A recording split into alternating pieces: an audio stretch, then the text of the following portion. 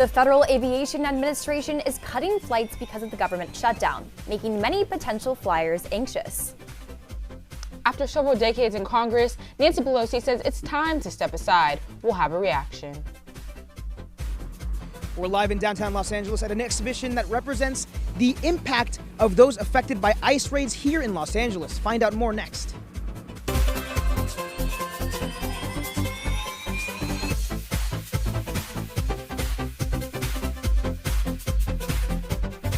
Tonight, See It Live is all about the impact of politics on our country this election week. Hi, I'm Kendall Washington. And I'm Evan Abelson. Now on day 37 of the government shutdown, the Federal Aviation Administration is shutting down flights at dozens of major airports.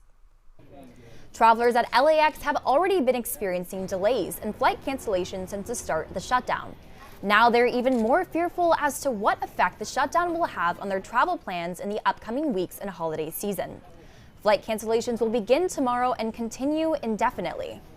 No, it's very scary. Like, fingers crossed that I make it all the way home tonight.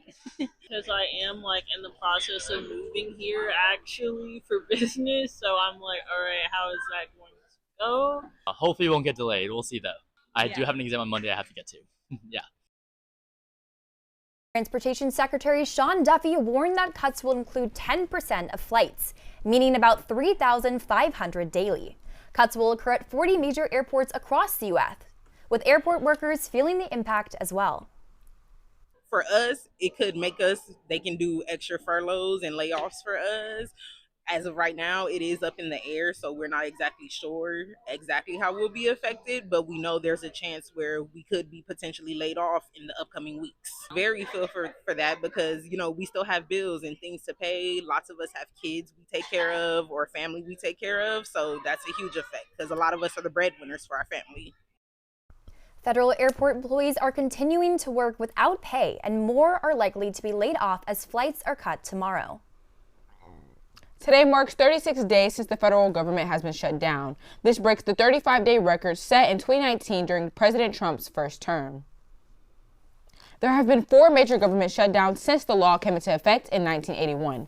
2 shutdowns in 1996, another in 2014, then the 35-day shutdown in 2019. We are seeing the effects far outside the nation's capital. One Trojan Democrat student leader tells us he has not been able to go to his congressional internship.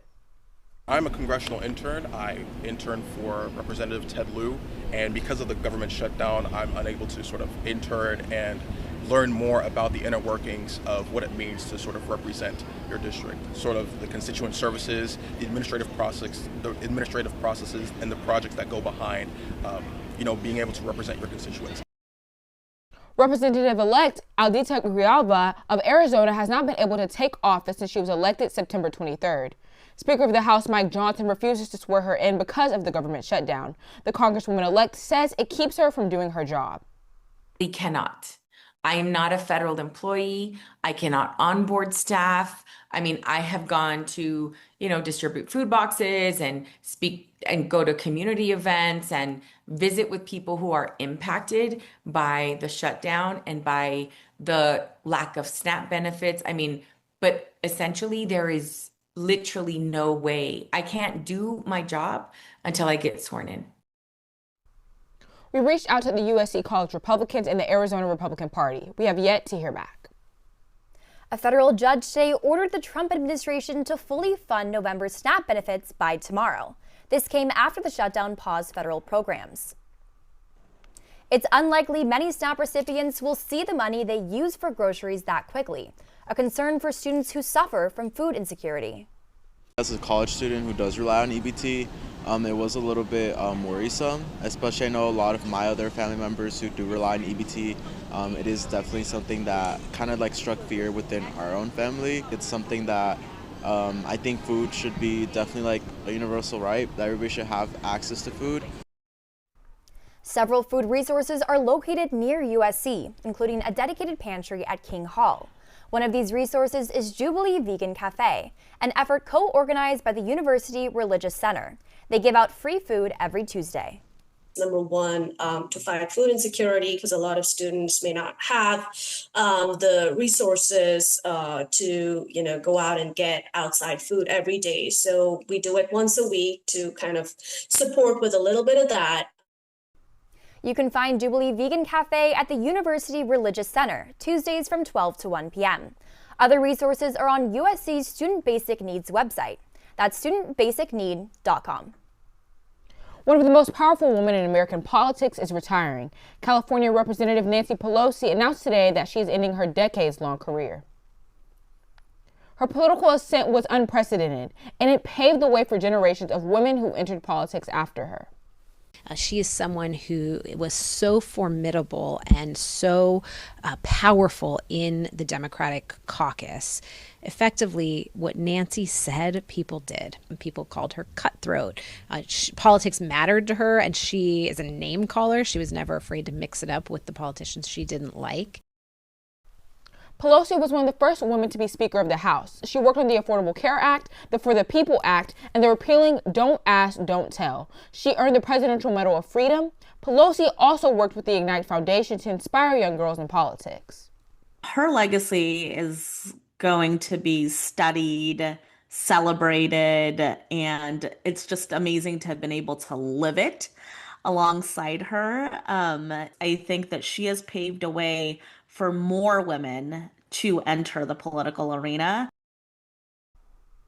Pelosi will serve out the rest of her term and will retire at the end of next year.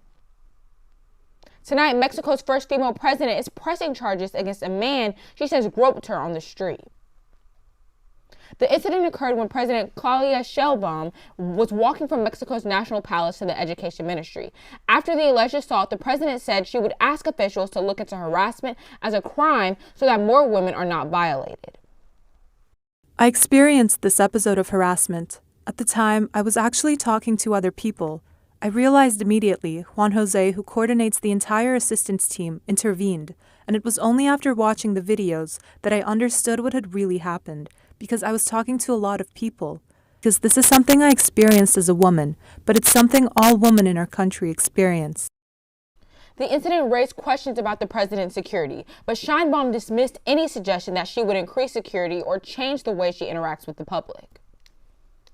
California voters overwhelmingly passed Proposition 50 this week. This means 5 congressional districts will be redrawn, creating a proportional advantage for Democrats that could help flip 5 House seats. After Tuesday's election, California Republicans filed a federal lawsuit challenging the redistricting measure as unconstitutionally favoring Latino voters. But some Republican strongholds, like Orange County, voted in favor of Prop 50. In the state of California, Prop 50 won 64% to 36%. In LA County, it was 73% yes to 27% no. In Orange County, it was closer, with 55% in favor of the proposition and 45% opposing. Orange County has shifted dramatically over the last 15 years, but it's for 2 reasons. One is there are more people who identify as Democrats or something that's sympathetic to Democrats in Orange County and in that general districting area. But more importantly, what it means to be a Republican has changed dramatically. There's no constitutional requirement that members of Congress live in their districts. As we're seeing in Orange County, Ken Calvert already announced yesterday that he would challenge Young Kim to that District 40. Kevin Kiley's district got sliced and diced. So will he challenge McClintock? California Democrats have maintained throughout the campaign they are confident redistricting efforts will survive legal challenges. You may have started seeing ads on your social media feed, and pretty soon you will see them on your TV. The 2026 California governor's race is well underway. Reporter Stephen Noble joins us with more on the candidates. The race is already heating up, and the election is still a year away. With Gavin Newsom termed out, a new slate of contenders vying to lead the nation's most populous state. The race still wide open. With Proposition 50 decided, all eyes now on California's 2026 race for governor. Democratic political strategists say current Governor Gavin Newsom has elevated the fight between California as a state and President Donald Trump. This will become a nationalized race in some ways. And in that sense, while Trump is still in office, whichever Democrat succeeds, Gavin Newsom is going to have to basically follow on in his footsteps. Former mayor of Los Angeles, Antonia Villaraigosa, taking a strategy out of Governor Newsom's playbook. attacking fellow candidate former U.S. Secretary of Health and Human Services Javier Becerra. Horrendous, disturbing, exploited. That's how 26 Democrats in Congress described Javier Becerra's mishandling of the child migrant crisis. But I think people should know before they vote for somebody what their record's like.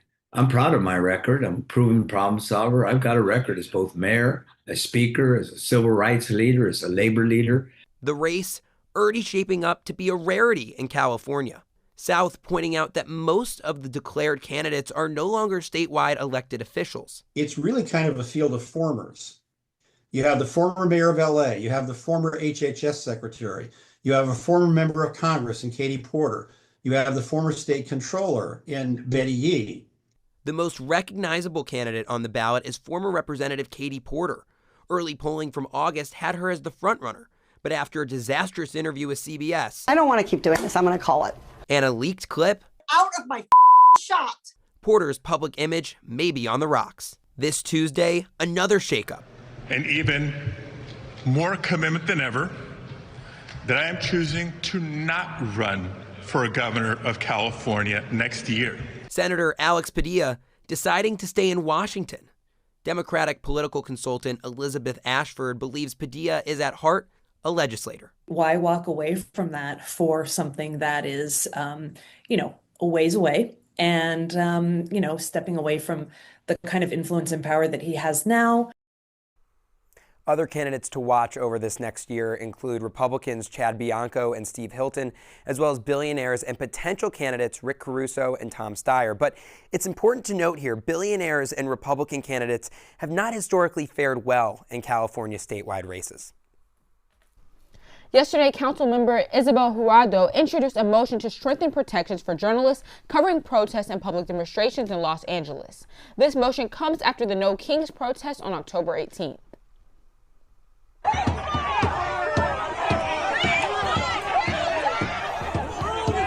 The motion follows a federal lawsuit against the LAPD and calls for a public campaign, explains how the press can obtain an LAPD press badge, as well as accountability measures for violations of the LAPD media guidelines. The laws on the books in California that I actually helped negotiate the language of, so I know them very well, they protect those journalists explicitly. And LAPD was lawless. We said enough is enough. And they wouldn't follow the law. They wouldn't follow their own policies. So we got a judge to come in and start to police for them. Jurado said, as a city, our job is to make sure those who report the truth are protected, not punished for doing their job. Just ahead, a student debate aimed at promoting engaging and respectful conversations, but with a twist from previous years. A USC Dornsife podcast aims to tone down political polarization by promoting views on both sides of the spectrum.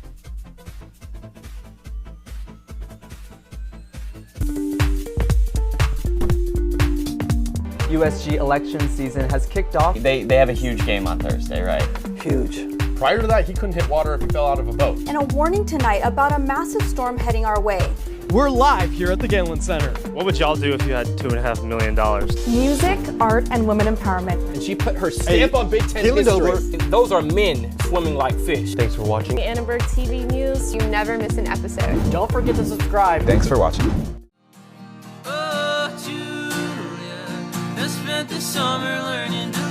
So, live from the Halo is USC Annenberg's take on NPR's Tiny Desk concerts.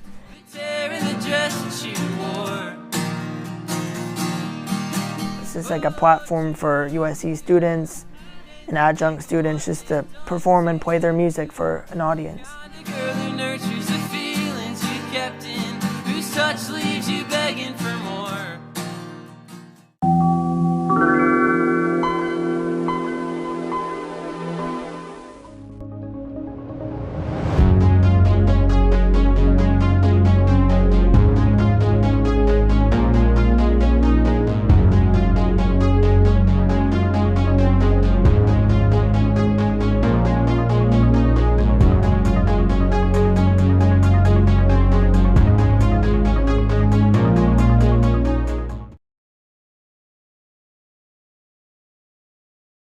unveiling an art project in response to heightened immigration engagement across the city. Reporter Gianmarco Velasquez is live at unveiling in downtown Dallas, Los Angeles. That's right, we're live here in downtown Los Angeles at the site of this unveiling of an artistic project titled Am I Next? And as you can see up there, it is a projection that showcases the faces and sheds a light on those people who have been affected directly or indirectly by the heightened immigration enforcement that has happened across Los Angeles. And this urban art exhibition protests these recent immigration enforcement efforts, especially highlighting those with no criminal record or who have been placed in detention wrongfully. This exhibit is a collaborative project, the work of California Community Foundation, La Plaza de Cultura y Artes, and the Japanese American National Museum, and has even garnered the support of Mexican-American actor and activist Edward James Olmos. According to the California Community Foundation CEO Miguel Santana, the driving mantra behind Am I Next is simple, quote, if people can be targeted for their race, religion, identity, or who they love, we are all in danger. Until justice is restored, no one is safe. And back out here live, I have the privilege of being with actor and activist Edward James Olmos. Thank you so much for being here. Appreciate it. Talk to me. You know, this is a very big exhibit, a very loud and a very timely exhibit. What does it mean to you? Well, it's an expression of unity that I'm very grateful for. The California Community Foundation, if you'll go on their website, you can unite with us and put your photo in there and become part of the exhibition in itself, the unification of the United States of America to the people, and uniting all cultures, not just the Latino culture, but all cultures, because really it's going to be a very difficult time we're going to go through in the next couple of years. This is not going to go easy. This is going to get more intense, more difficult. So I ask you all to join us and become part of Am I Next? A very, very strong commitment to understand the injustices that are going on at the present time. And let me tell you, if we don't get it together, no one else will. So please join us. Am I Next is a project that truly is one that will unite us all, make us all look at each other the way we should, with unity, understanding, friendship, love, and empathy for life. So that's what I'm doing here, just thanking the California Community Foundation and making it possible for them to have my strength and my power that I built throughout the last 80 years of my life. And please join us. It's really important. Very meaningful, and it's also once more showcasing not just those who have been directly detained or affected by these raids, but also people who have been wrongfully detained, people who are citizens or have status and have been still lumped in with that and had direct effects to these raids. And once more, this is the inaugural night, November 6th, but it'll continue across Los Angeles in different locations across downtown. It's all for now, live in downtown Los Angeles with Edward James Olmos. Thank you so much. Back to you guys at the studio. Thank you, Gianmarco. During a time where political polarization is at an all-time high, a USC podcast is focusing on having healthy public discourse. Democrats and Republicans can and do talk to each other across difference. We'll talk a little bit more about more and more elected officials are using podcasts to have a voice. Let's Find Common Ground is a USC podcast that offers space for individuals on both sides of the political spectrum. It was created by the USC Dornsife Center for the Political Future. Its slogan, respect each other and respect the truth. People are listening to elected officials on broadcast television rarely. They're listening to them on social media if they happen to already agree with that person's philosophy and viewpoints. And if they do, they're only going to get short little sound bites. So a real way for candidates to have an extended engagement with their audience members is to do so with long-form podcasts. With how divided our current political atmosphere is, being able to have these intentional, protected conversations is really important to actually being able to tap into people who have different opinions than you. Next week, the center is having a conversation on presidential powers at Doheny Library. Days before the fall political debate, the USC College Republicans dropped out, so organizers held a panel discussion instead of their usual debate. The USC Political Student Assembly and the USC Political Union organized the panel discussion. The group included the president of the USC Trojan Democrats, 2 political science professors, and a self-described centrist, student majoring in political science. We wanted to still hold the event. We think it's really important to, have students see and engage in civil discourse. I think the panelists did a great job exploring the different issues that we talked about between Prop 50, the government shutdown, and the New York City mayoral election. Talking about issues, gives them importance to the lives that they impact, and that's why I came out today. Ultimately, like, the gift of our democracy is our ability to speak to people and debate openly, and I think this event was a great indication of that and the promise of that. In a statement, the USC College Republicans explained why they dropped out. "We were unfortunately unable to find enough representation to participate in the debate/panel. We look forward to debating the Trojan Democrats on key issues facing our nation in future semesters." The student debaters are held every semester. Organizers say they are hoping to return to the regular debate format for the spring 2026 event. Many politicians are using social media to gain ground on their opponents. Reporter Stefan Perez has more on why those campaigns have been so successful. Thank you, Evan. This week on Stefan on the Street, I'm looking at how politics has gone full social media. From viral memes to AI edits, candidates are turning campaigns into content, trying to connect with younger voters in new ways. Some say it's smart strategy, others say it's cringe. Take a look.